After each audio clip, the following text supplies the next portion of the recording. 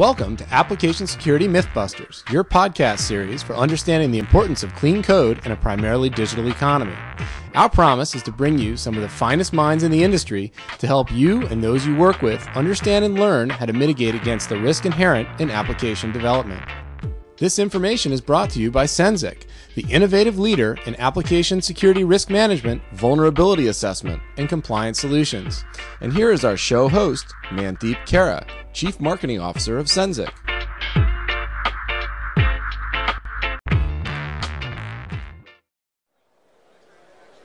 Hi, this is Mandeep Kara. I'm the Chief Marketing Officer for Cenzic with another episode of Application Security MythBusters live from RSA Show 2010. And today with us we have Warren Axelrod, who's the Executive Advisor for Financial Services Technology Consortium. Welcome. Thank you, and pleased to be here. So we'll be talking about some application security myths and why people are not doing anything about application security. So maybe to start with, if you can share your thoughts on the general state of application security today. Well, I think it's really the most neglected and the most important area of security. And I think one of the reasons why it hasn't taken on the volume or the interest is there are not that many security professionals who actually understand application development and the security issues. So I've been trying to evangelize application security for over a dozen years, and it went from no interest, and now we're finally getting some generation of interest because, I've heard it said that some 70% of successful hacks are through the application layer. No, that's absolutely true. There are a lot more hacks happening at the application layer, and there's still very few, even though the awareness has gone up, very small percentage of companies are doing something about it. And we find that there are some myths around application security that are holding people back. So one of the things that I commonly hear is, well, I don't need to do app security because I've never been hacked. What do you think about that? Well, actually, I have very strong feelings about that. And my discussion tomorrow at the RSA, I'm presenting on actually issues relating to application security metrics.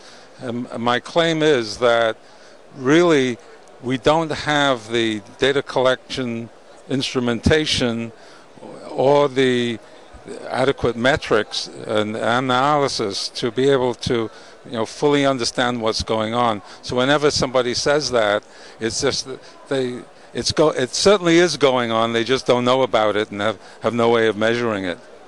Exactly. Most hackers are not announcing that they're hacking anymore, right? Well, the general atmosphere in hacking has changed. It's from the guy who's looking for adulation from his peers to the people who want to make money, the organized criminals, and they don't want to be spotted. Absolutely. Another thing we commonly hear is, well, I'm not doing anything on app security because I have network devices like IDS, IPS, or even I have SSL, and that's helping me protect my web applications. What do you think about that? Well, I think they're a necessary part of an overall security program, and they will, in fact, have some impact. What's surprising is that the apparent use of application firewalls, for example, is quite minimal. The BSIM study showed that even very large firms are not using application security firewalls. The reality is that once you have the correct credentials, you can get into an application, you can get through all of these other defenses, and what happens beyond that is where the really bad things happen. The data is compromised, the functionality may be perverted through malware, all sorts of these other things. So I think it's completely wrong. But as I said before, the reason why they do that is that most traditional security professionals understand network security and they don't understand application security. No, that's very true. Another thing we hear is regulations, right? So payment card industry, PCI standard is a great standard, great step forward. But again, the common myth that has developed is a lot of companies say, I have PCI, I've got the checkbox, so now I'm all secure. I don't need to do anything else. Can you share your thoughts about that?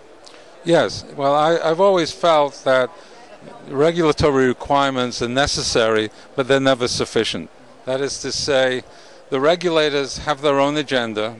PCI is not a regulation, it's really a guidance from an oversight organization. But they have a particular approach and is supposed to cover companies in general. But every company has a different setup.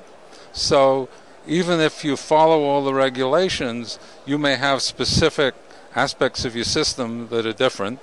And frankly, a lot of the regulations haven't caught up with the threats, specifically in the applications area, although the regulators are showing a lot more interest in that layer, primarily because that's what gets hacked. Warren, thank you very much for sharing your insight and sharing your time with us. My pleasure. Thank you. Again, thank you for joining us. This is Mandeep Khera signing off. Until next time. Thank you for listening to Application Security MythBusters. The practices and approaches discussed in all of our episodes are based on both the vast knowledge of our guests as well as the thought leadership and industry expertise of those from the show's sponsor, Cenzic.